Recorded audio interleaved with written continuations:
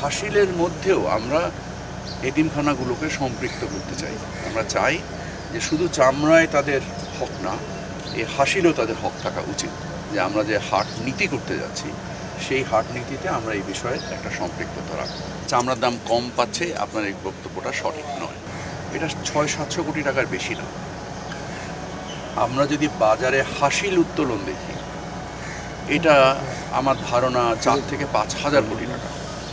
তো এই হাসিলের মধ্যেও আমরা এতিমখানাগুলোকে সম্পৃক্ত করতে চাই। আমরা চাই যে শুধু চামড়ায় তাদের হক না, এই হাসিলেও তাদের হক থাকা উচিত।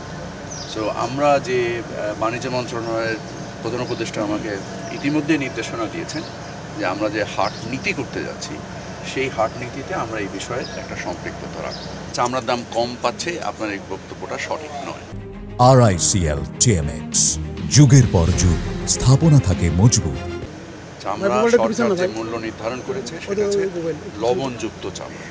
এখানে যে মাদ্রাসার শিক্ষকরা যারা আছেন ওনারা নিজেরাই কনফার্ম করছে, আপনারা ওনাকে জিজ্ঞেস করতে পারেন যে সরকার নির্ধারিত মূল্য থেকেও ওনারা বেশি মূল্য মানে আশা করছেন এবং ওনাদের সেই আস্থা আছেন যে ওনারা এটা পাবেন। আপনি যদি লবণবিহীন চামড়ার কথা বলে থাকেন এবং যদি আদা পচা চামড়ার কথা বলে থাকেন তাহলে সেটার সাথে তো এটা তুলনীয় না। সরকার তো সেই ব্যাপারে কোনো আদা পচা চামড়ার মূল্য নির্ধারণ করেনি। সেটা বাজার হিসেবে যেটা মনে করছে যেটা উপযুক্ত মূল্য সেই মূল্যে তারা